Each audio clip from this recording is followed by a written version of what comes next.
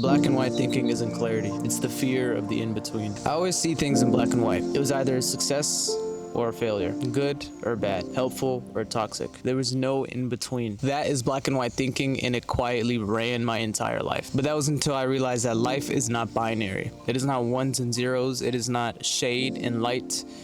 It's the gray. It's the middle.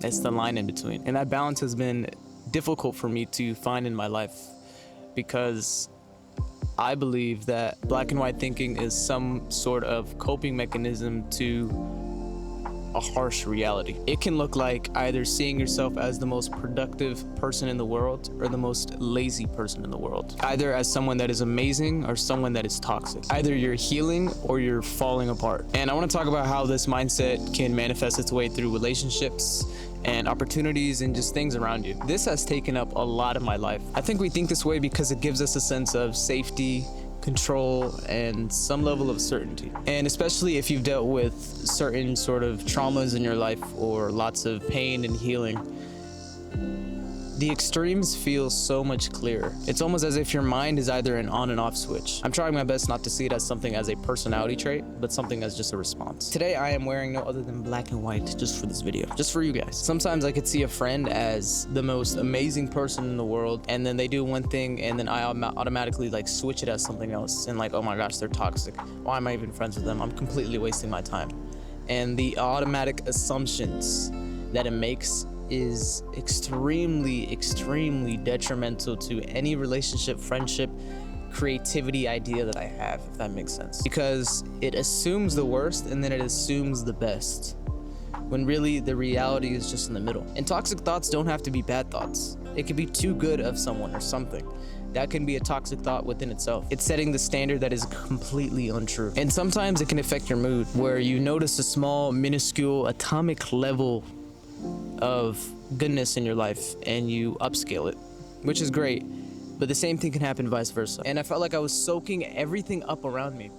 Like every little thing that I saw became how I felt. Little things just became hard to do because I saw the extreme in it. And it even manifested through my lifestyle, where I'm either extremely productive or extremely lazy. I'm extremely friendly or I'm extremely shy. And it's not like some of these switch on and off every hour, but it's always just like a couple days where I go all in on something and then I go all out on something. For example, for those who understand like working out and bulking and cutting,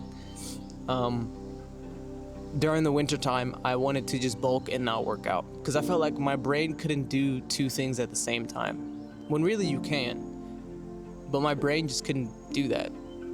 So I spent a month just eating and eating and eating and eating and eating, just bulking up, and I didn't work out. Someone told me, you know, you're just gonna get fat, right? And I was like, nah, man, don't worry. I can't do both at the same time. When really I could have, because not only did it make me fat, but it made me extremely sluggish, extremely lazy, and it toppled over the next couple months of trying to recover from my body. That was like one of the first times it really like manifested through my lifestyle and my body, and it actually took physical effect on me. And I think a lot of humans decide to change their lives once a mental thing takes physical effect, where it affects somebody else or it affects themselves. And that's where you realize, oh shoot, I gotta change my life. I try to be really nice to myself about how this is just a response and how this is something from whatever I recollected from my childhood. But it's difficult to be nice to myself at times about it, because this isn't something that I want to carry around to other people, this way of thinking. And that's whoa. I just saw a squirrel jump from one tree to the other tree. Animals are crazy, bro. I was talking to my friend about this the other day. Don't you ever like look at an animal and you're just like, that thing is living, bro. Like that thing has a beating heart, a brain, and it has like a sense of like where to go. Isn't that crazy? And it's just like chilling up there in a tree, bro. And then we went deeper on like, do animals feel like the world revolves just around them? Or do they think nothing of it? Personally, I feel like they think the world revolves just around them because their senses are in. Let me stop getting deep. Yeah, black and white thinking has taken over a lot of my life. And I'm here to say that I do not have the answers for it. I'm still growing, I'm still healing. I'm not where I want to be at. I like how it just got cloudy, like right when I started recording this video. It's pretty annoying. Yeah, I need to make some minor changes in my life, just how I view things. It can also feel like a little bit scary where one day you feel like the best person. You feel amazing. You feel like you've got it all figured out. And then you fail at one little thing. You trip on a rock. You forget something. You are losing at a game or something. You do something incorrectly.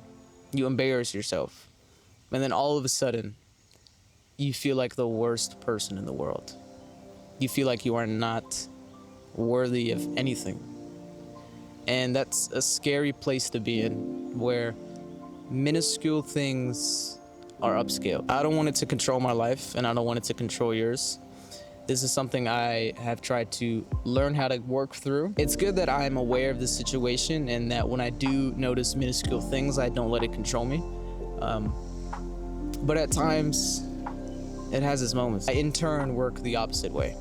So if something minuscule happens, I will try to reaffirm the fact that that is not me. I am not the things around me. I am just me. Hopefully you didn't see this as like some yapping session. Black and white thinking is a real thing, and I think a lot of us experience it. One small problem and you think you're the worst. One small achievement and you think you're the best. And we need to live in the gray. I need to live in the gray. I need to work through that. And I am getting better at it. It's gonna take some time. It's gonna take a lot more self-awareness. And it's gonna take a lot more being in the present moment. I thought choosing extremes would protect me from pain, but it really just prevented me from growth. So yeah, I'm just gonna close it off saying that black and white thinking is not bad. It's normal. We all think black and white at times. So changing my internal on and off switch to just a dial that goes from 0 all the way to 100. And it's not just 0 and 100, but it's every single number in between, every single decimal in between. That it's okay to have light and dark at the same time. It's okay to fail and win on the same day. It's okay to be mad and happy at the same day. It's okay to feel. And that's something that I need to digest as a man. There are moments where I turn on that black and white thinking mindset to where it can help me get through a situation. It can help me become very productive. It can help me relax all the way. There are times where it's good to be gray. I think it's good to just be black, gray, and white. And that's something I need to constantly convince myself every single day. So I'm not talking down to you, I'm not talking up to you, I'm talking with you. Now I'm learning to live in the middle. It is much quieter, it is much more free.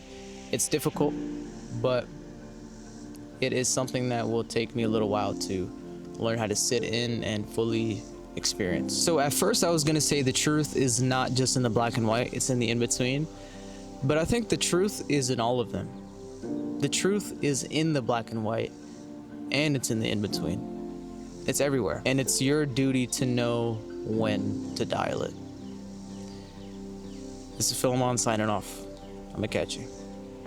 Peace.